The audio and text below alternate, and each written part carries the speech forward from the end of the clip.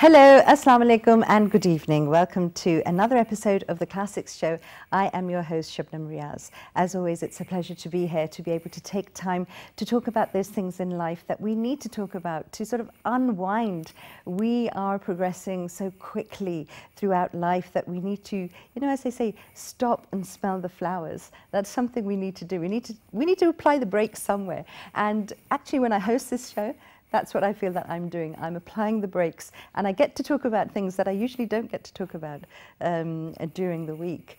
Okay, for today's program, of course, you know, the blessed month is upon us. There's so many things that we're reaping, so many blessings in so many different ways.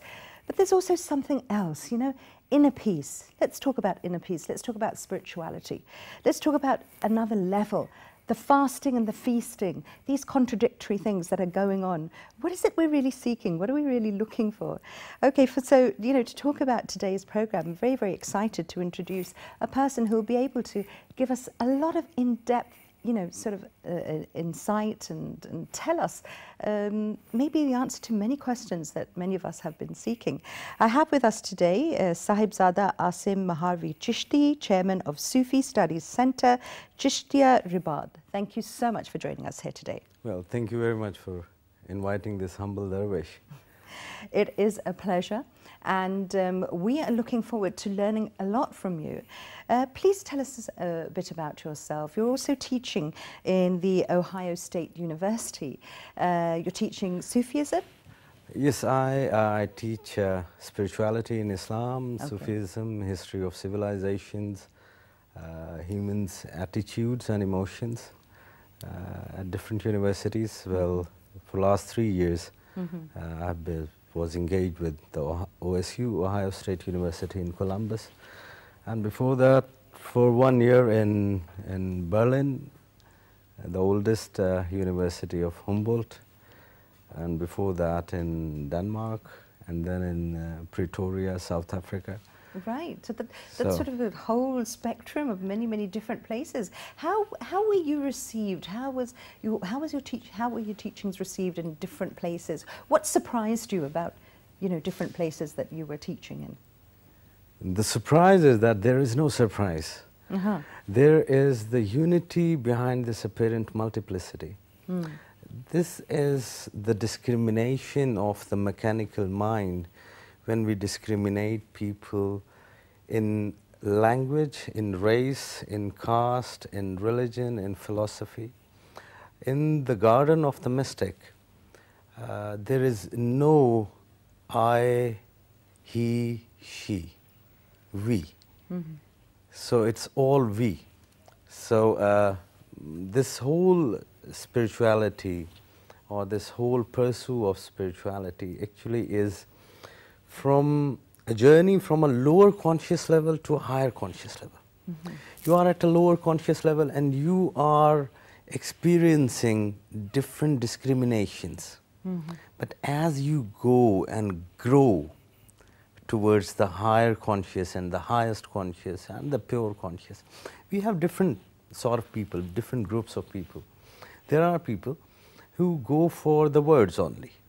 And this is the dilemma of my society where I am living, because majority of the people, they are going out for the words only. They're sort of just touching the tip of the iceberg, as so to say. And then there are those, like, I mean, people who go in the search for the meaning. And then there are those who go for the meaning behind the meaning. And then there are rare people who go for the truth. So there are different categories of the people. The purpose of human being is not to live up to the animalistic standards of eating, reproducing, respiratory or digestive system. That's it. Is this all for me? No. I am different from the rest of the animal kingdom because I have been bestowed with the intellect that in me the Lord has blown the spirit. That is what makes me unique. So my obedience towards that Creator and my purpose is that from a lower conscious level, from that stone age we started our journey. Then we were the nomads. Then we made the agrarian societies. Then the French Revolution came and we became the industrialist societies. So God knows where we are going. But is that the human development, or how much we have developed as a human? That is a big question. And this blessed month actually gives us that opportunity to reflect, to contemplate that what we are seeking for. Haste is no speed. People think by just looking they can see. Or they imagine that the haste is speed. Whatever they are doing is probably a progress. So this Sufism or the spirituality or any spiritual dimension of any religion, since form is different, we are unique. You and me, the other person, even the fingerprints of every single human being are different. So we are unique. Nobody is like this. I do not have to show off that I am unique. I am registered unique. Everybody is registered unique. Everybody, every human being is beautiful, and that beauty is unique. So this discrimination in beauty is also a false discrimination. True. Agree. So the spiritual journey of one is that it is very essence of yours. Spirit is your essence. And this is the yearning of that spirit towards from where it came from. Right. Yeah. Now, you mentioned yearning, and you also mentioned we're seeking. Yeah. So we're in a perpetual quest for answers.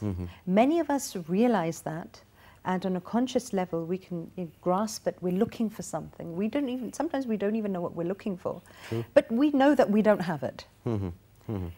The inner peace, I mean, well, as you very rightly mentioned, the sort of human development is ironic, because while we have things now that come at, instant speeds, you have fast food, you have instant coffee, you have the element of waiting, the element of patience, the element of, just a simple example, when you used to wait for a letter, the happiness when you used to anticipate that an important letter was coming your way, and the feeling when you'd open the envelope and actually read what was inside. Now everything is at the click of a button. How has that altered us as human beings as well? That is the speed which you already mentioned. What human being is seeking for? Human being is seeking contentment. Right. Now the mere understanding comes, through which you feel contented. Yeah. If you have that material in your mind and you have this mere understanding that probably if you acquire the content, if you want to acquire the contentment, you have to acquire different materials or the luxuries of your life. So true. Which is not true. This is true, this is true, but that seek is not true. This is what we are geared towards. We sort of have this thing that, if I have this, I'm going to be more contented. Absolutely true. So this contentment and this happiness, or what you were mentioning, inner peace, this is inner. First of all, this is inner. It has nothing to do with the objects which are surrounding you. It has a relationship, that happiness and contentment has a relationship towards the environment, towards the people around us, towards the society, but that is giving. If I am content, right, what I am giving, I can only give that which is in me. Right. So we are living, unfortunately, in this time and age, not only in Pakistan.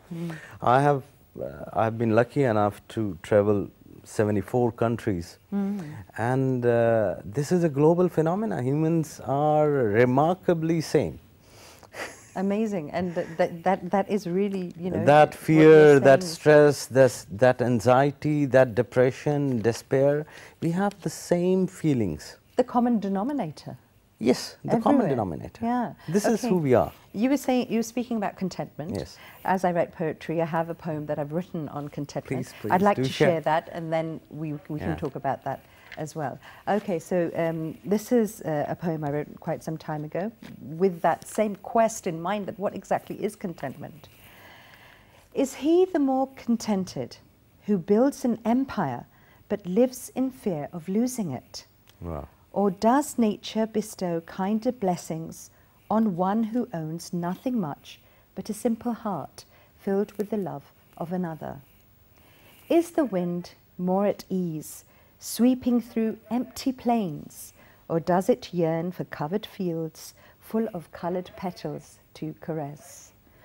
Is the one who swallows nightly pills, reclining between silken sheets, but begging for sleep, better off, or the worn-out peasant who, when hitting his hard mat at dusk, instantly dreams of paradise? Wow, beautiful. Thank you. Thank you. Beautiful. Well, it's good that, I mean, poets, they have contributed, writers, they have contributed. But for some reasons, our society has failed to define these subtle yearnings of human spirit. True. Contentment, that is the only seek, probably. We are curious. Humans are story-driven creatures, right? Stories, they amaze us. Even if you go in the classic scriptures, and the oldest of the religion, let's talk about Hinduism, and then you read the Mahabharata. What is that? A lot of all of the stories. If you take on the Talmud, by story it does not mean that it is not true, right? In olden days, this mythology has two things. One is myth, and one is logos. Logos is logic, and the human mind, this modern times, depends on the logic, on the logos, and it has neglected that part of the knowledge, that branch, which was called as myth. So they are somehow unable to understand what does really myth means and how it helps you. And whenever we talk about some subtle things, that mechanical mind comes up and it says, no, it is a myth. If you do a good deed, some good will happen to you. Where is the lab? How can I have some test? We're asking for too much evidence. Yes, yes. I mean, too pragmatic and too rational societies. In our own lives, how rational decisions we have made in our lives.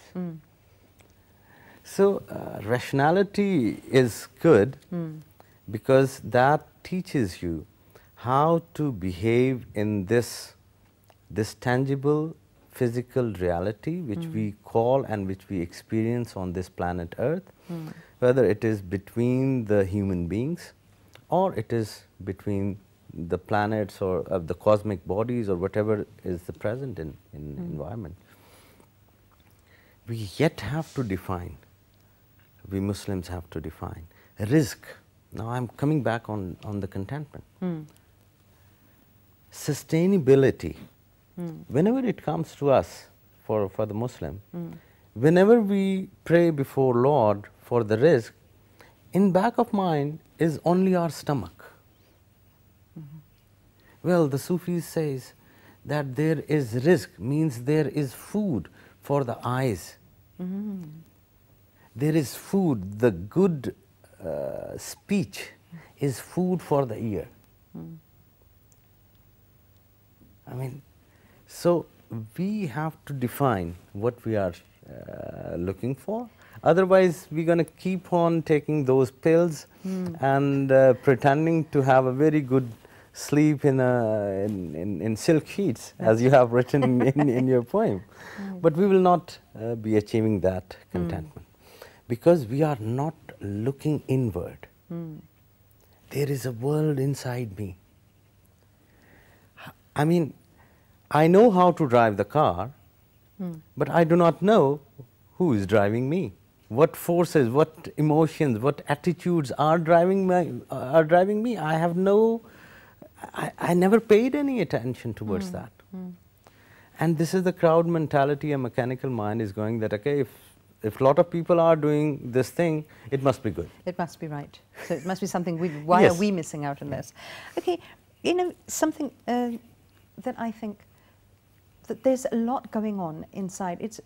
Of course, it is our society as well that we need a lot to look around on. But a global phenomenon as well is, I think that a lot of social media has worked towards desensitizing a person, because if you look at it, you're exposed to so many emotions. All of a sudden, you'll see, somebody's post about a death, and in the same, you haven't actually dealt with that emotion or absorbed it. When you come across somebody getting married, where you come across some other loss or something. So there's this whole conflict of emotions that's going inside us. Because would you say that if I come back to Pakistan, we are becoming more of a reactionary nation rather than a nation that is able to absorb, understand, take some time, and then think about what plan of action? It seems that everybody has an opinion, and something happens, and there's hardly a few seconds to absorb exactly what is being said or what has happened. And we're already with our rage and our intolerance, everything. How does a person work on that? That is temptation. I mean, the Sufis will, they have this philosophy that the human being is a microcosm and the universe is a macrocosm. So we have to deal from within to have some change without. So this is a very sublime question if we talk in the terms of spirituality. Desire. The Sufis says that the desire, it sends its diplomats. It sends its diplomats to me. For example, who are the diplomats? Fear is one of the diplomat. Greed is another diplomat. Despair is another diplomat, right? So it sends its diplomat, but we never engage with those diplomats in any dialogue. So if inside me I am not engaging with those emotions into some dialogue, outwardly whatever will happen, I'll just react to it. So this reactionary behavior is actually the reflection of the state of mind this nation is experiencing. And emotions are the mind is the seat of the emotions. That is a very interesting... Yes. I'll give you the example. We saw a shocking news on television, and unfortunately Pakistan for many years has been experiencing with all these brutal act of brutality. First, when that first news came, like 5 people were dead, the whole nation was in a shock. But that thing keeps on happening and our minds got conditioned to it.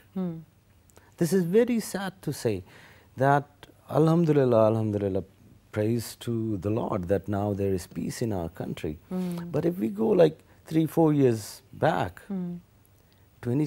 people would ask, what is the death toll? And if it is not up to their numbers, then they are living the simple life.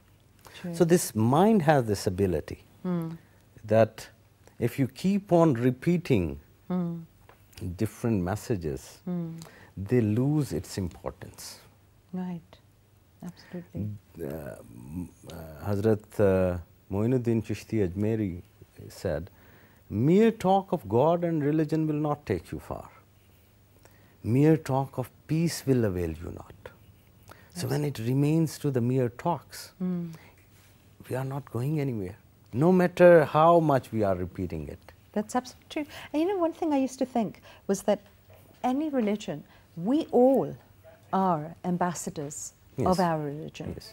We, from our behavior, from the way we speak, from the way we interact with other people, at the end of the day, you are representing your religion as you represent your country. And so are we doing a good enough job there?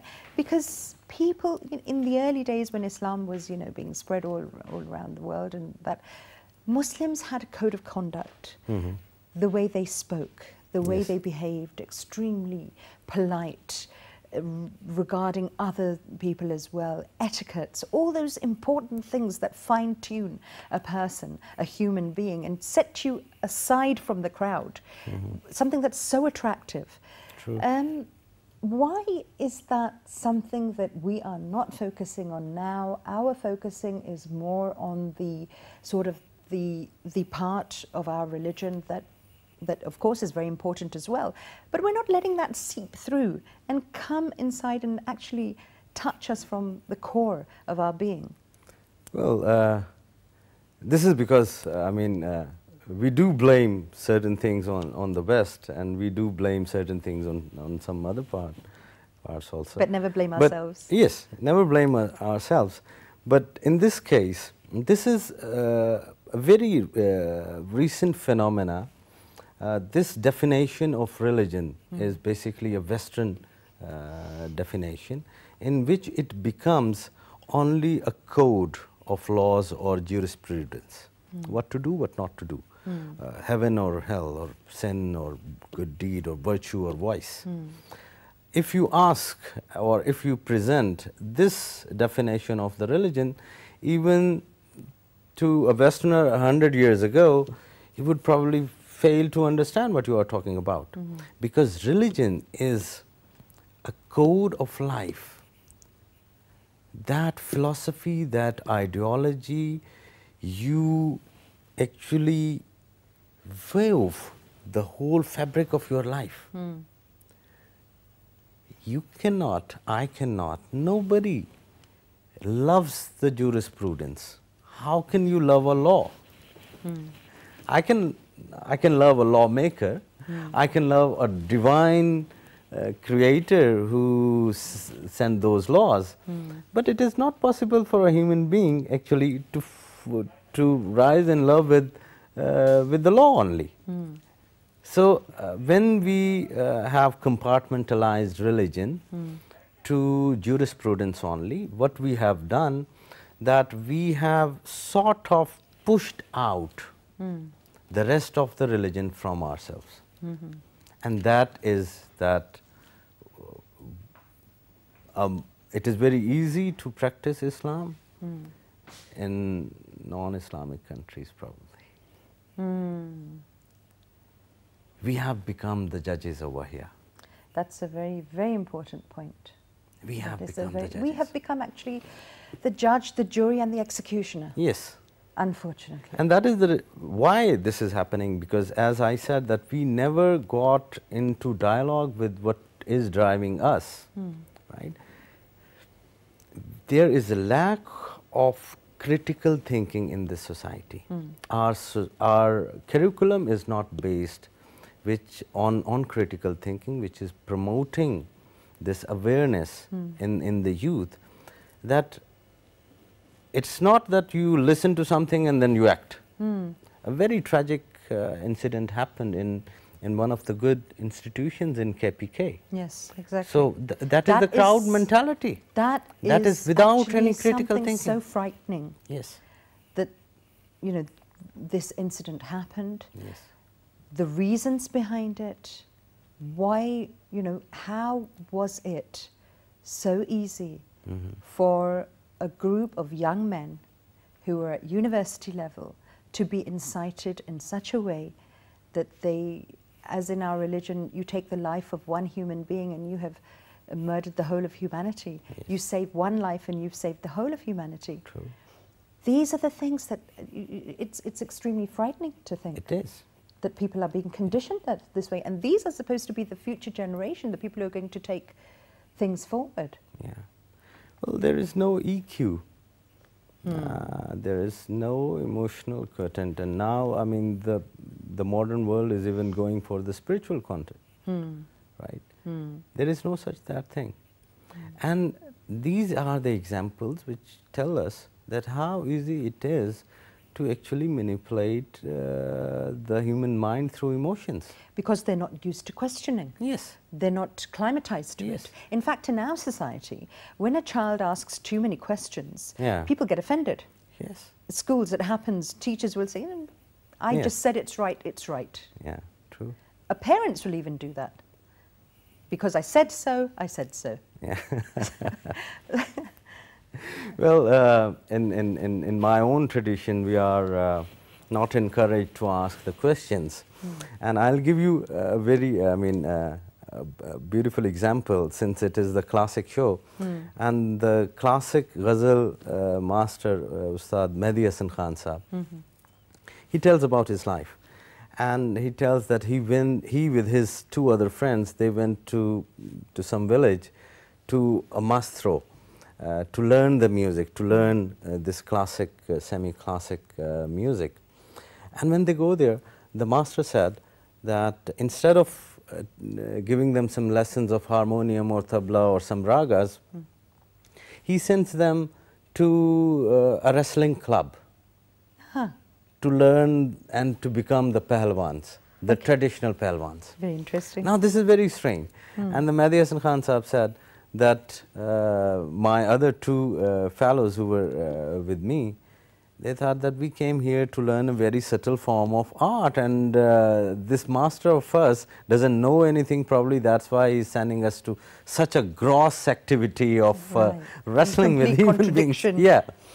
So, but at the end, Mehdi Hasan Khan Sahib said that those two fellows of mine, they left, but I stayed. And later I learned that what actually my master was doing was developing that stamina which is required for performing all these ragas.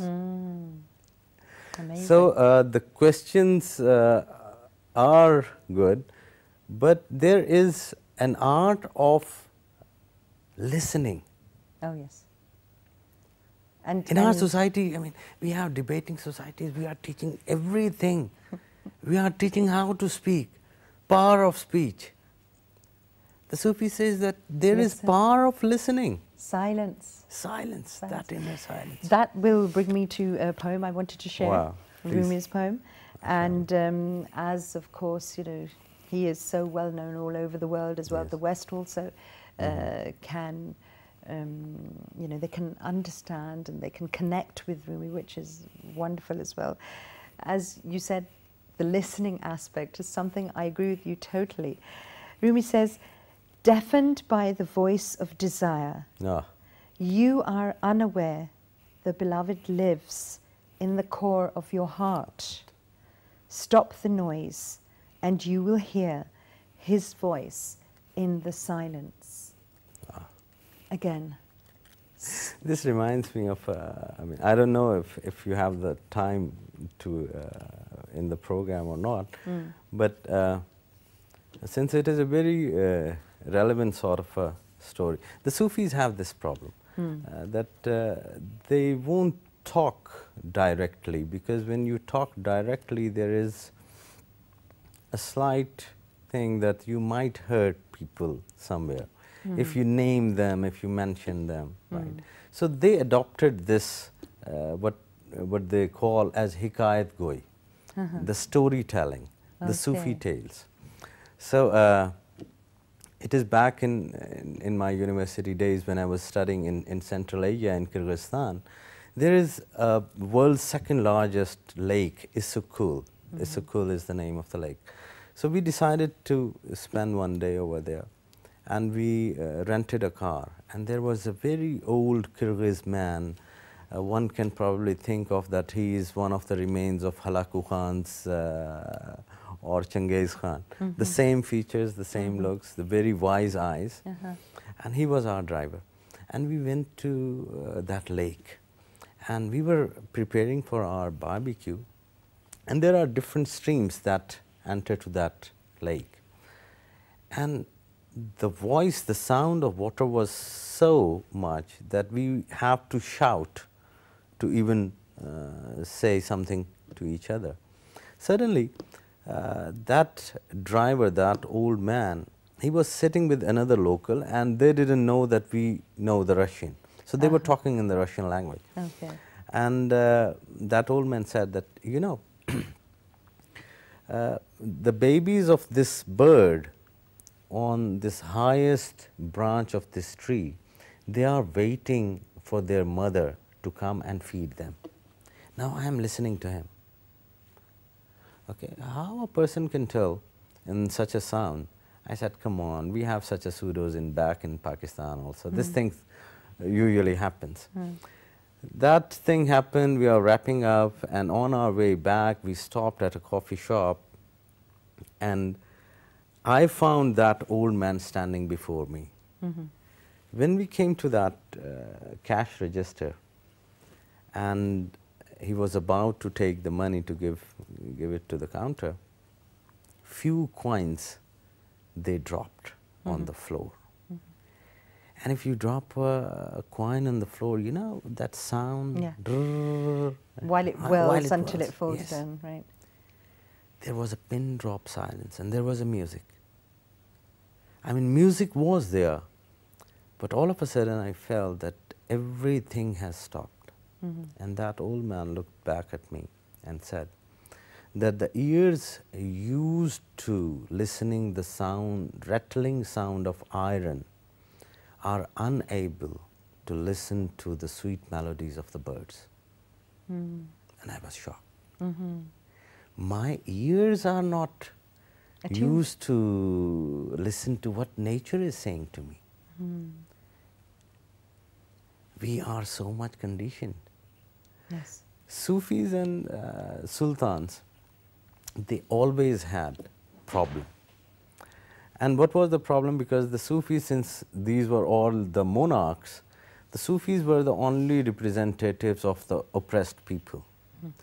And since when you become the voice of the oppressed, I mean, it is very natural that the oppressed people will come to you. And the fame of a Sufi has always been a problem for the power corridors. So that Sultan had a very wicked minister in his cabinet, and that minister knows that my Sultan does not like this Sufi. So he gave him the proposition that, oh Sultan, I have this wonderful recipe to get rid of this so-called Sufi. If you call him in your court, I'll put one question, and no matter if he gives the right answer or the wrong answer, his fate is that decided. His fate would be decided. So the Sultan became very happy, and he said, okay, tell me what to do. And he said, look, this is the pigeon. You keep this pigeon in your hand, on your back, and when that Sufi comes in, hold the neck of the bird in your fist, in your fingers. And when that Sufi comes in, you ask from him to tell you if that bird is alive or if it is dead. If he says alive, then you press your fingers, it will be dead. Okay. And if he says dead, then certainly it is alive. But tell him that the wrong answer can take you to the death row. Right. Now the Sufi comes in, and the Sultan asks that, oh Sufi, if you are as wise as the people say that you are, you will tell me what is, I mean, this bird on my back, if it is alive or not. But listen, if you give the wrong answer, I'll hang you. Now the Sufi thought for a while, contemplated, and said, if I say the truth, then this cruel Sultan is going to kill the poor bird. And if I say the lie, he is going to kill me. Right. So he took a pause, and he asked the Sultan, oh Sultan, you want to know the truth? And Sultan said, yes. He said, be sure. Are you sure you want to know the truth? You want to know what is truth? He said, tell me what is truth. And the Sufi said, oh Sultan, truth is in your hands. Wow. So the truth is always in our hands. We are sultans. We know how we kill that truth, how we kill that truth of our own How selves. we manipulate things according to our own desires again. Yeah. And then we justify them. We're very good at justifying as well. Yes, that is a... That's another common human failing where we actually know inside that this is something we're not too happy about. But, you know, well, the silence, the element of silence, us as a nation as well. How can we instill that? Because if you see our children, one of the main problems I think that we have is that we try a lot in fixing adults and we don't look towards our children and think that that is the time that we have to nurture them with all our energy, all our might. The first 5 years that they have will develop their personality. And we need to give them all the time that we have in the world, as much as is possible, and prioritize them. They're like sponges. They're absorbing everything. They don't listen to what we say, they listen to what we do. Right. And there again is another dilemma, because parents think that, you know, okay, we've said this, so we've instilled this belief, and that should be enough. But it's not at all. The child is, you know, picking up on everything you're doing. So the art of conversation, listening, is a very important part of that conversation. Our children are watching television. Unfortunately, in many households, the television is left unattended and it's on, and children are being exposed to it. They see talk shows in our prime time where participants are basically being extremely rude to one another and shouting at each other and cutting each other off. Where's the debriefing of that child's mind? Where is it happening? Or even us as adults. Why aren't we doing that? Well, I mean, we can pretend to be what we are not in all the aspects of our life. Why we cannot pretend to be a good father or a good mother for our own kids? And to me, how can you trust a third party to shape the mindset of your child? That is the most important element in my whole journey on this planet Earth. How can I trust it? People, I have seen the people, I mean, they just give the tabs or the telephone just because the kid seeks the attention. It's also easy to placate a kid with a, you know. Well, you know one thing, kid is not seeking for the TV show. A small child is not seeking for the tab or the phone. It is seeking your attention, my dear. You are not taking that responsibility. So, and you are blaming that, oh, these kids of these days, they are used to of this. How come they are used to of this? You made them used to of this. Exactly. Right? You never had this time to make them sit in the company of the elders to learn what is life. Life is not in the books. Life is out there, what we experience, what we behave. And then moralities, ethics, these are not taught in our institutions. Students, they have any emotional attachment towards the teacher because they are not taking teacher as a model, but somebody who has been hired by their parents to tell them something. To lecture. Yeah, basically. To lecture. So they listen from the one ear and it goes from, and some are those who do not listen from the first ear also. Right. Very true. So we have to take this responsibility. We cannot blame the media. We cannot blame anything. We need to take out that time. That is we have to know what is on our priority. And there's basically no excuse. No. There is no excuse to say that I'm a busy person. Okay, even if you're a busy person, let's not talk about quantity. Let's talk about quality time then. You know, what is the pseudo statement in this? That I'm a busy person. Okay, you are a busy person, but why you are busy? I am busy because I have my kids and they have their lives, so I want to secure them. Come on. You are busy for them. You are making this lame excuse that you are busy for them in some other things which you feel they have more priority, and you're giving it the name to your children. Right. No? You're using them as the Yes, shield. as the shield. You are just pretending it. I mean, there are 24 hours, right? So if you want to get time out of it, it is very easy. You can manage it. What about bedtime stories for children? Because I remember as very young, and when my parents used to read me bedtime stories, that used to be the most fascinating part of the day.